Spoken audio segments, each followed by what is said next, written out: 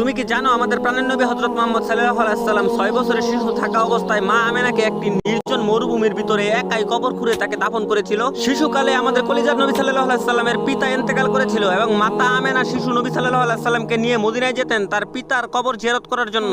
একদিন মদিনা থেকে মক্কায় ফেরার পথে এক মরুভূমির ভিতরে নবী সাল্লাল্লাহু আলাইহি সাল্লামের মাতা আমেনা অনেক অসুস্থ হয়ে পড়েন।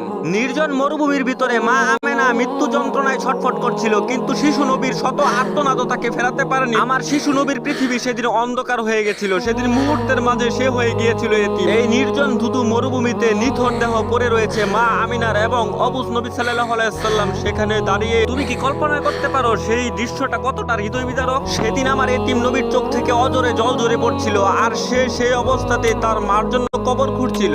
মা আমেনাকে নবী সাল্লাল্লাহু আলাইহি সাল্লাম দাফন করার পর সেখানে হাউমাউ করে চিৎকার করে কান্না করছিল আর মনে মনে ভাবছিল তার বেঁচে থাকার শেষ সম্বলকে আজ সে মাটি